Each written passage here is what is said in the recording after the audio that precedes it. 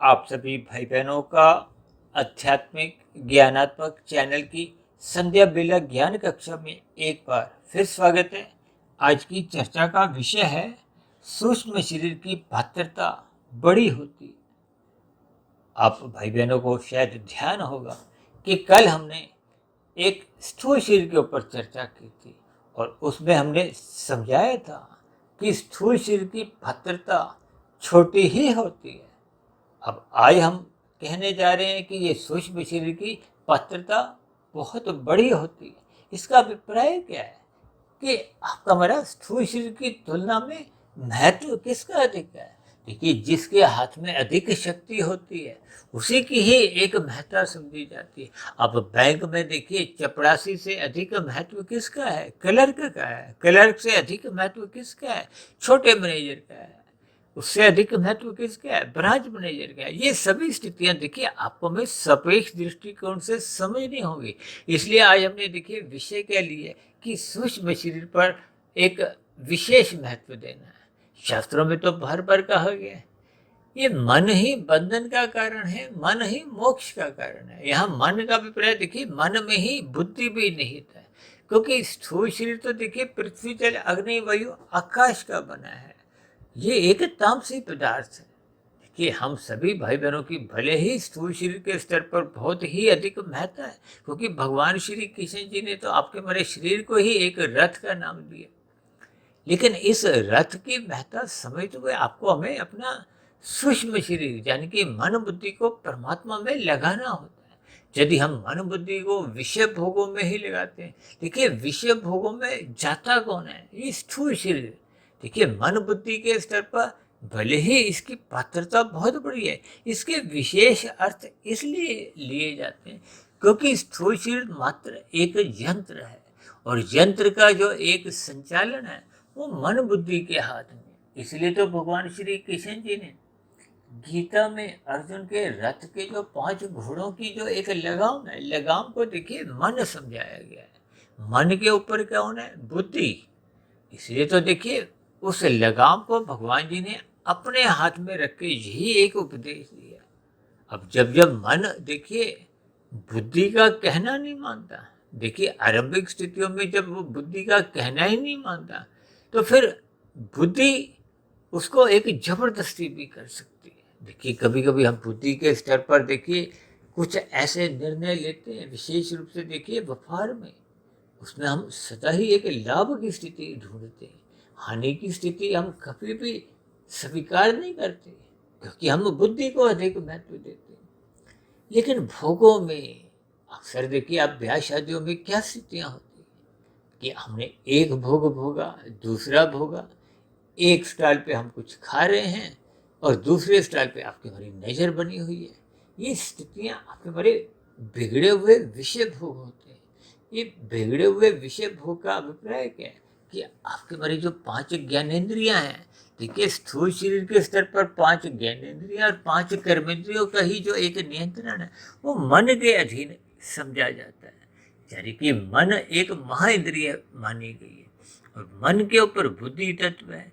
लेकिन बुद्धि तत्व का अभिप्राय देखिए एक सात्विक बुद्धि से लिया जाता है और सात्विक बुद्धि तभी तक बनी रहती है जब तक मनुष्य श्रद्धा पूर्वक मन बुद्धि के स्तर पर सत्संग करता है।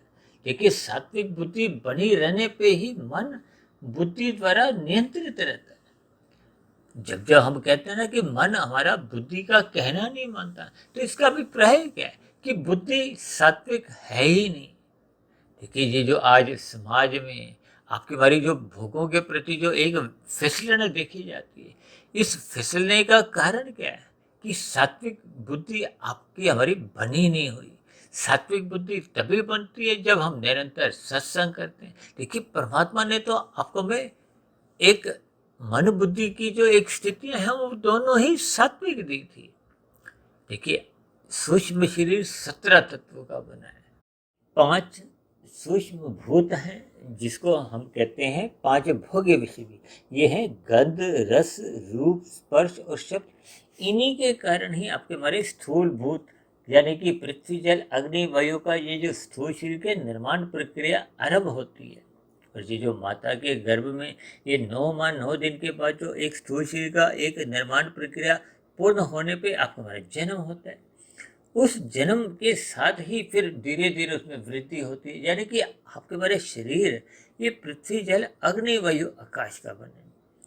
इसी तरह जी जो आपके हमारी स्थूल शरीर की 5 ज्ञानेंद्रिय नाक जिह्वा आंख त्वचा कान, इनको जो शक्ति प्रदान करती है वो सूक्ष्म ज्ञानेंद्रियां जो सूक्ष्म शरीर का हिस्सा है वो प्रदान करती है। और इसी तरह हाथ पैर वाणी लिंग गुदा, ये 5 कर्मेंद्रियां जो गोलक रूप में, इनको भी देखिए 5 सूक्ष्म एक कर्मेंद्रियां शक्ति प्रदान करती है। यानी कि 5 भोग विषय जो स्थूल शरीर का निर्माण करते हैं, 5 ज्ञानेंद्रियां 5 कर्मेंद्रियां, ये हो गए 5 5 5 15। इनके ऊपर है महाइंद्रिय एक मन। मन के अनुसार ही फिर ये स्थूल शरीर की जितनी भी स्थितियां हैं ये एक अपना कार्य करती है। मन की अनुपस्थिति के बिना देखिए जब मन इनको अनुमति नहीं देता तो ये इंद्रियां स्थूल शरीर ये अपने आप में स्वतंत्र नहीं है, चाहे ज्ञानेंद्रियां हो चाहे कर्मेंद्रियां। और मन के ऊपर देखिए ये बुद्धि तत्व है। मन में देखिए सही गलत की पहचान नहीं होती, बुद्धि में सही गलत की एक पहचान की स्थिति होती है। लेकिन सात्विक बुद्धि में ये स्थिति मूलभूत रूप से देखिए एक पूर्ण बुद्धि मानी गई है। और राशि बुद्धि देखिए जब हम सत्संग नहीं करते तो आपकी हमारी बुद्धि राशि बन जाती है। राशि बुद्धि का अभिप्राय क्या है कि फिर उसका मन पे कोई विशेष नियंत्रण नहीं होता। अक्सर ऐसा माना गया है कि मन की विषय भोगों के प्रति एक रुचि एक अनादिकाल से बनी ही रहती है। इसको स्थूल शरीर की एक इंद्रिय दोष भी कहा जाता है। और मन की इसमें रजामंदी रहती है। इसलिए तो बार बार कहा गया है मन को सत्संग में लगाओ। शास्त्रों में तो बार बार यहाँ तक कहा गया है कि यदि मनुष्य सत्संग नहीं करता तो फिर उसमें पशु वृत्तियाँ क्या है? आहार, मैथुन, निद्रा, भय। देखिए ये सभी स्थितियां जब मनुष्य के जीवन में निरंतर बनी रहती है। आहार का अभिप्राय देखिए आप और हम सभी जानते हैं ये सभी प्रकार के भोग आ जाते हैं। मैथुन में भी ये देखिए एक भोग की ही स्थिति है। शास्त्रों में तो स्त्री पुरुष के जो आपसी आकर्षण को भी देखिए एक रजोगुण से जोड़ा गया। इसी तरह फिर है निद्रा। निद्रा देखिए पशु भी लेते हैं, हम भी लेते हैं। हम सभी भाई बहन देखिए जितना भी भोग के जब थक जाते हैं तो हम आराम पसंद एक स्थिति को चाहते हैं। उसी का ही नाम देखिए नींद है। और कोई भी मनुष्य ऐसा नहीं जो नींद लेना पसंद नहीं करता। वे नींद लेना आपके हमारे जीवन की एक आवश्यकता भी है। और इसके ऊपर तो हमने कुछ वीडियो भी बनाई थी, क्योंकि आपके हमारे नींद जब बिगड़ने लगते हैं। देखिए ये जो प्रकृति के 3 गुण है, तमोगुण, रजोगुण और सत्वगुण, इन्हीं स्थितियों में ही आपका हमारा जीवन बीतता है। ये 3 गुण एक कर्म में आते हैं। तमोगुण से अच्छा रजोगुण कहा गया है, रजोगुण से अच्छा सत्वगुण कहा गया है। इसलिए सात्विक नींद को सबसे अच्छा कहा गया। राजसी नींद को अच्छा नहीं कहा गया, लेकिन ये मध्यम स्थिति है। और तामसी नींद में तो देखिए एक लंबी नींद जब कोई लिया रहता है, तामसी नींद वाले देखिए अक्सर सुबह जल्दी उठते नहीं। राजसी नींद वाले भी देखिए उठ भी जाते हैं तो बिस्तर पर ही प्रमाद में पड़े रहते हैं। जबकि सात्विक नींद लेने वाले अक्सर ब्रह्म मुहूर्त में उठ जाते हैं। ये सभी स्थितियां देखिए आपको हमें क्रमबद्ध तरीके से ज्ञानपूर्वक समझनी चाहिए, ताकि हम सभी भाई बहन अपने मन पर एक नियंत्रण पाए। देखिए मन की शक्ति अधिक मानी इसलिए जाती है क्योंकि मन का ही नियंत्रण स्थूल शरीर के ऊपर होता है। अक्सर कभी कभी हम देखिए स्थूल शरीर के स्तर पर अपनी इंद्रियों को रोक भी लेते हैं, लेकिन मन के स्तर पर अक्सर आपकी हमारी इच्छा बनी रहती है। अब मन की जब इच्छा बनी रहती है तो ये मन की बनी हुई इच्छा देर सवेर से ये कभी ना कभी फिर इंद्रियां के एक उनको छूट दे देती है। क्योंकि मन के ऊपर देखिए यदि बुद्धि सात्विक नहीं रहती, सात्विक बुद्धि रहने से सब स्थितियां एक नियंत्रण में रहती है। सात्विक बुद्धि को हो, ब्रेक को हो, नियंत्रण को हो, लगाम को, भगवान श्री कृष्ण जी ने गीता में यही उपदेश मुख्य रूप से दिया कि हमने अपने इंद्रियों को, ज्ञानेंद्रियों को, भोग विषयों को, ये घोड़ों को विषय भोगों में आवारागर्दी करने से ही रोकना, क्योंकि ये आवारागर्दी ही मनुष्य से पाप कर्म कब कितने करवाई जाती है मनुष्य को पता नहीं चलता।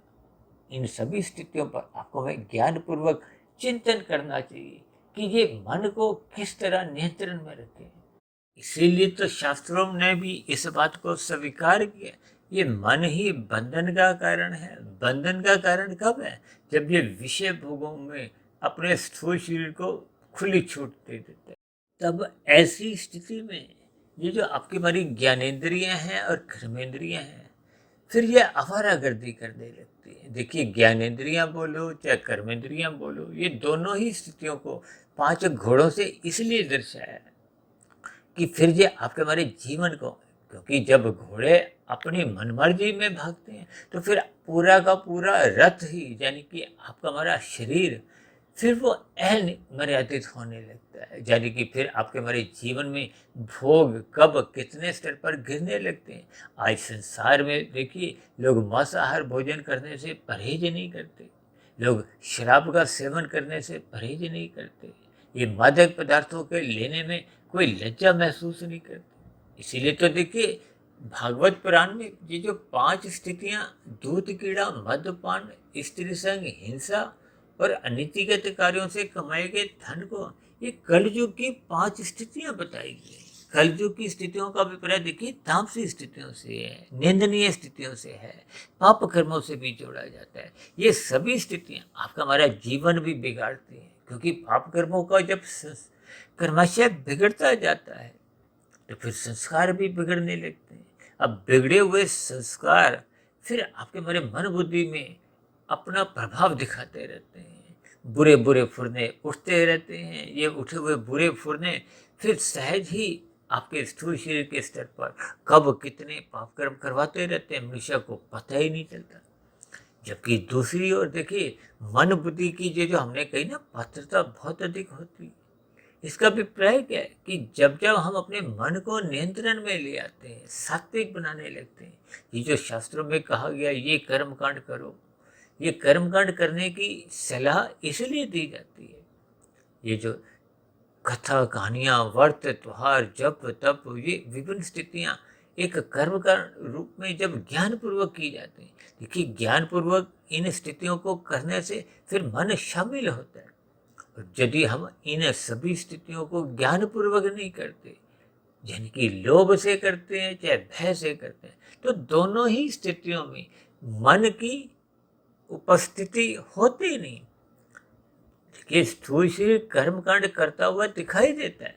अब जिसकी पात्रता ही अधिक नहीं है, देखिए स्थूल शरीर के स्तर पर हम जितने मर्जी ये शुभ कार्य भी करते हैं, उसमें यदि मन नहीं है, देखिए ज्ञान पूर्वक जब हम कर्मकांडों को करते हैं, श्रद्धा पूर्वक करते हैं, इसलिए तो कहते हैं श्रद्धा पूर्वक सत्संग करें, ताकि मन बुद्धि उस किए गए सत्संग में शामिल हो। देखिए, श्रद्धा पूर्वक किए गए सत्संग का ही बाद में हम मनन कर सकते हैं। अब मनन की स्थितियों पर जब हम निरंतर शोध करते हैं, मनन की स्थितियों को निरंतर अपने जीवन में बनाए रखते हैं, तो फिर धीरे धीरे वो मन बुद्धि की स्थितियाँ फिर वो कार्य शरीर में शुभ संस्कार बनाने लगती हैं। शुभ संस्कार जैसे जैसे बनते जाते हैं, तो फिर वो पहले के जो बुरे संस्कार कार्य शरीर में बने होते हैं, वो क्रमशः समाप्त होने लगते हैं। लेकिन इन सभी स्थितियों में आपका हमारा मन की जो एक पात्रता जो आज हमने कही है ना, बड़ी है। इसका अभिप्राय ये है कि शुभ कार्यों में आपको हमें मन बुद्धि को लगाना चाहिए, श्रद्धा पूर्वक काम करने होंगे। अन्यथा ये जो स्थूल शरीर की देखिए पात्रता, तो पहले ही हम इस बात को स्वीकार कर चुके हैं कि उसकी पात्रता देखिए छोटी है, तो इसलिए उनका आपके हमारे जीवन में कोई विशेष प्रभाव नहीं पड़ता। देखिए, अब कभी कभी आप देखो ना कि आप स्थूल शरीर के स्तर पर यदि लाल बत्ती पे रुके हुए हो, लेकिन मन बुद्धि के स्तर पर यदि आपका कोई अच्छा विचार नहीं है, देखिए भय से, लोभ से यदि स्थूल शरीर रुक भी गया है, तो ये कोई अच्छी स्थिति नहीं है। देखिए, बुरी से तो अच्छी मानेगी, लेकिन कोई अच्छी स्थिति इसलिए नहीं मानेगी कि जब जब वो लोभ या भय की स्थितियां नहीं होंगी, तो फिर वो लाल बत्ती पे रुकेगा नहीं। इसका अभिप्राय क्या है कि किसी सरकारी तंत्र के कोई एक पुलिसकर्मी की वहाँ डर है, या कोई ऐसा कैमरा लगा हुआ है कि मनुष्य उस स्थिति विशेष में पाप करने से अपने आप को रोक लेता है। लेकिन मन में क्योंकि वो स्वीकृति बनी नहीं है। देखिए, पात्रता तो सबसे अधिक मन की है, इसलिए तो आज हमने देखिए सूक्ष्म शरीर की पात्रता को अधिक महत्व दी। इसलिए बार बार कहा जाता है, मन बुद्धि के स्तर को एक सात्विक बनाओ।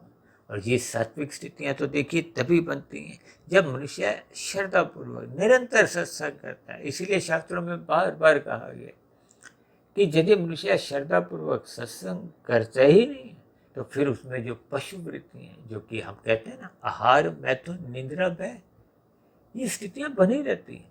आज मनुष्य के पास कितने ही भोग विषय हैं, उनको भोगता भी रहता है और छीनने का भी भय बना रहता है। क्यों?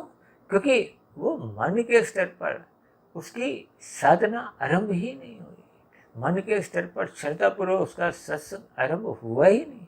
तो फिर स्थूल शरीर की तो देखिए पात्रता एक सीमित है। सीमित पात्रता के आगे ये जो असीमित स्थितियां हैं मन बुद्धि की, वो फिर स्थूल शरीर हार जाता है। यानी कि आपके हमारे जीवन की कोई अच्छी स्थितियां बनती नहीं। इसलिए तो हम कभी कभी ऐसा भी कहते हैं कि स्थूल शरीर के स्तर पर सफलता को 1% मानो। मन बुद्धि यानी सूक्ष्म शरीर की मिली हुई सफलता को आप उससे 10 गुनी यानी कि 10% मानो। और जब हम कारण शरीर के स्तर पर सफल हो जाते हैं, सफल होने का अभिप्राय क्या है कि जब हम अपने कारण शरीर में शुद्धिकरण की प्रक्रिया आरंभ करते हैं, साधना करते हैं, वो आपके मरी एक 100% की सफलता है। अक्सर संसार में हम बार बार कहते रहते हैं ना कि हम जितने भी पाप कर्म करते हैं, बुराइयों में संलग्न रहते हैं, पहली ही स्थिति में आपका हमारा मन बुद्धि शामिल होते हैं। शामिल क्यों होते हैं? क्योंकि पाप करने में समाज का भय होता है, पुलिस का यानी कि सरकारी तंत्र का पकड़े जाने का एक भय होता है।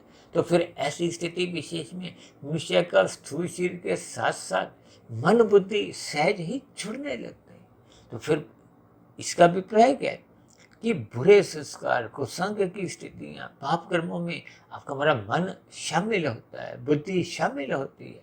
तो फिर ऐसी स्थितियों में वो जो बुरे संस्कार हैं, वो आरंभ से ही देखिए 10% से बनते हैं। जबकि सत्संग की स्थितियों में मनुष्य का यदि मन श्रद्धापूर्वक वहां टिकता नहीं है, अक्सर हम कहते हैं ना कि राजसी मनुष्यों का सत्संग बेमन से होता है। बेमन का अभिप्राय क्या है कि स्थूल शरीर सत्संग करता हुआ दिखाई तो देता है, लेकिन मन बुद्धि में विषय भोगों की स्थितियां, संसारी विषय भोगों की स्थितियां मौजूद रहती हैं। तब ऐसी स्थितियों में वो शुभ संस्कार मन बुद्धि के स्तर पर बन नहीं पाते। यानी कि आपकी हमारी जो एक स्थिति है वो केवल स्थूल शरीर के स्तर पर ही दिखाई देती। तो फिर आपकी हमारी जो एक सफलता है, शुभ संस्कार है, वो 1% से आगे की यात्रा पर निकल नहीं पाते। जबकि बुराइयों में क्योंकि मन बुद्धि शामिल होते हैं पकड़े जाने के डर से। अब कहते हैं ना, ये जो बलात्कार जैसी स्थिति है, हत्या जैसी जो जघन्य अपराध है, इन सभी स्थितियों में बहुत ही बुरे संस्कार कारण शरीर में बने होते हैं। वो बुरे संस्कार मन बुद्धि के स्तर पर इतने तूफानी वेग से आते हैं कि स्थूल शरीर के स्तर पर कुछ ही मिनटों में ये जघन्य अपराध हो जाते हैं। देखिए, ये सभी स्थितियों का क्रमबद्ध तरीके से ये जो 1%, 10% और 100% की स्थितियों का आपको में ज्ञान होना चाहिए। क्योंकि स्थूल शरीर 1%, सूक्ष्म शरीर 10%। यहाँ सूक्ष्म शरीर का अभिप्राय देखिए विशेष रूप से मन बुद्धि से ही दिया जाता है, क्योंकि आपके हमारे जीवन में सभी स्थितियाँ ये मन बुद्धि के स्तर पर ही बनती बिगड़ती। इसीलिए बार बार कहा जाता है कि सत्संग करो, सत्संग करो, ब्रह्म मुहूर्त में उठो। किस लिए? ताकि आपका हमारा सात्विक बुद्धि बने। सात्विक बुद्धि निरंतर बनी रहने से मनुष्य विषय भोगों से बचा रहता है, क्योंकि मन पर फिर बुद्धि का नियंत्रण बकायदा बना रहता है। मन फिर अपनी मनमर्जी नहीं कर पाता। और जब मनुष्य सत्संग नहीं करता तो फिर उसकी बुद्धि सात्विक रह नहीं पाती। जब बुद्धि सात्विक न रहती कि राशि बन जाती है या तामसी बन जाती है। देखिए, जब मनुष्य छल कपट ठगी अनीतिगत कार्य करता है, निषेध कर्म करता है, कानून का उल्लंघन करता है, तो फिर उसकी बुद्धि तामसी बनी होती है। ये आजकल जो एक डिजिटल जो अपराध इतने स्तर पर आजकल बढ़ते जा रहे हैं, तो इसका अभिप्राय क्या है कि बुद्धि तो है लेकिन वो तामसी है, निकृष्ट है, छल कपट ठगी हेरा फेरी करती हुई दूसरों को पीड़ा देती है। तो ऐसी स्थिति विशेष में फिर वो देखिए पाप कर्म बहुत तेजी से होने लगते हैं। देखिए, सात्विक बुद्धि का ही मन के ऊपर नियंत्रण बना रहता है। और मन का आपके हमारी 5 ज्ञानेंद्रियों पर और कर्मेंद्रियों पर, क्योंकि बुरे काम कौन करता है? हाथ पैर वाणी लिंग गुदा, ये 5 कर्मेंद्रियों पर अंकुश रखना जरूरी है। और इसी तरह ये 5 भोग्य विषयों में जो आपका हमारा स्थूल शरीर भागता फिरता है, वो नाक जिभ्या आंख त्वचा कान की स्थिति है। इन सभी स्थितियों पर सात्विक बुद्धि द्वारा ही मन पर नियंत्रण होता है। मन द्वारा फिर ये 5 ज्ञानेंद्रिय और कर्मेंद्रियों पर नियंत्रण हो पाता है। इस दृष्टिकोण से ही देखिए, मन की जो एक सूक्ष्म शरीर की यानी कि मन बुद्धि की पात्रता हमने बड़ी लिखी है। तो इन सभी स्थितियों पर आपको मैं चिंतन करते हुए अपने शुभ कार्यों में सदा ही मन बुद्धि को श्रद्धापूर्वक लगाने का प्रयास करना चाहिए। यानी कि अपने मिले हुए जीवन में सात्विक बुद्धि बनाए रखने के लिए श्रद्धापूर्वक सत्संग करते रहना होगा, रात को जल्दी सोना होगा, सुबह ब्रह्म मुहूर्त में उठकर शुभ संस्कार बनाने होंगे। जब ये सभी स्थितियाँ आपके हमारे जीवन में क्रमबद्ध तरीके से आपके हमारे जीवन को संतुलित रखती हैं, अनुशासित रखती हैं, व्यवस्थित रखती हैं, तो फिर आपका हमारा ये जो रजोगुण है ये बिगड़ता नहीं है। ये विषय भोगों की गलियों में फिर आपका हमारा स्थूल शरीर यूं ही आवारागर्दी नहीं करता। यानी कि जब आपका हमारा रजोगुण मर्यादा में आ जाता है, सतोगुण की लगाम से नियंत्रित रहता है, तो फिर मनुष्य तमोगुण में गिरता ही नहीं। तमोगुण में गिरने से ही मनुष्य का पाप कर्मों का कर्माशय बढ़ता है। जो संचित कर्मों में असहज स्थितियाँ यानी कि पाप कर्मों का अनुपात बिगड़ने से बढ़ने से पुण्य कर्मों की न्यूनता रह जाती है। मनुष्य की स्थूल शरीर के मरने पे फिर पुनः मनुष्य योनि पाने की पात्रता नहीं रहती। तो फिर नीचे की योनियाँ जो 80 लाख प्रकार की कितनी ही आप और हम देखते रहते हैं। फिर उन स्थितियों में फिर मनुष्य को उन नीचे की योनियों में जन्म बाध्य होकर लेना पड़ता है। प्रकृति आपको में बाध्य कर देती है। फिर नीचे की योनि में दुख भोगने ही पड़ते हैं। ये तो परमात्मा की असीम कृपा सभी जीवों पे बनी रहती है कि परमात्मा न्यायकारी भी हैं लेकिन परम दयालु भी हैं। उन्होंने नीचे की सभी योनियों के जीवों को क्रमशः बुद्धि के स्तर पर अब अचेत रखा है ताकि उनको अपने दुखों का बोध ना हो। लेकिन आपको और मुझे तो देखिए सचेत इसलिए रखा है क्योंकि आप और हम कर्मफल सिद्धांत से बने हैं। आपको भी सही गलत की पहचान करनी है। अपने मिले हुए जीवन के महत्व को समझते हुए साधना करने के अवसर का आपको में ज्ञान होना चाहिए। इसलिए आपको में सचेत बुद्धि दी है। और ये सचेत बुद्धि तब तक ही बनी रहती है जब हम श्रद्धापूर्वक निरंतर अपने मिले हुए जीवन में सत्संग करते हैं, सत्वगुण का अधिक संग करते हैं, ब्रह्म मुहूर्त में उठकर साधना को अधिक महत्व देते हैं। तो ऐसी सभी शुभ स्थितियाँ हम सभी भाई बहनों को अपने मन बुद्धि के स्तर पर, सूक्ष्म शरीर के स्तर पर बनानी होगी ताकि स्थूल शरीर के स्तर पर हम पाप कर्मों से बचें और मन बुद्धि के स्तर पर सात्विक स्थितियाँ मजबूत होते हुए आपकी हमारी साधना आरंभ हो। साधना क्या है? कर्म योग, ज्ञान योग, भक्ति योग की स्थिति। ये योग की स्थितियाँ ही आपके हमारे कार्य शरीर को पवित्र करती हैं। जो आत्मा के जो एक अशुद्धियाँ हैं, अज्ञानता है, आवरण है, उसको क्रमशः समाप्त करती हैं। जब ऐसी सभी शुभ स्थितियाँ आपके हमारे जीवन में क्रमशः बनना आरंभ हो ताकि आपका हमारा कार्य शरीर क्रमशः शुद्ध हो, ताकि आपके हमारी आत्मा अपने मूल ज्ञान स्वरूप में लौटने लगे, ताकि हम परमात्मा की आनंद की झलकें पा सकें। और जैसे ही कार्य शरीर पूर्ण रूप से शुद्ध हो जाता है तो मनुष्य जन्म मरण के बंधन से मुक्ति पा आध्यात्मिक शरीर की प्राप्ति कर एक लंबे काल के लिए फिर वो आनंदमय जीवन परमात्मा के सानिध्य में व्यतीत करता है। तो ऐसी सभी शुभ स्थितियाँ आपको हमें बनानी होंगी, यानी कि अपने सूक्ष्म शरीर की जो एक भद्रता है उसको सात्विक बनाना होगा। इन सभी स्थितियों पर आप चिंतन करो, यानी कि आपको हमें अपने मन बुद्धि को एक विशेष महत्व देना है। तो ऐसी सभी शुभ स्थितियाँ आप सभी भाई बहनों के जीवन में भी बनना आरंभ हो जाए। इन्हीं शुभकामनाओं के साथ चर्चा विशेष को यहीं विश्राम देते हैं। कल सुबह फिर मिलते हैं ब्रह्म मुहूर्त ज्ञानोपदेश कक्षा में। तब तक आप अपने आध्यात्मिक मित्र सुधीर भाटिया फकीर को इजाज़त दें।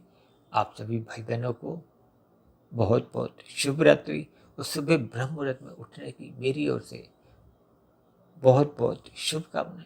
फिर भी चर्चा संबंधित आपके मन में कोई प्रश्न उठ रहा हो, कोई मेरी कही गई बातों पे आपको किसी प्रकार की कोई आपत्ति हो, शिकायत हो, तो आपके प्रश्नों के साथ साथ आपकी शिकायतों का नीचे दिए गए कमेंट्स बॉक्स पर सदा ही स्वागत है।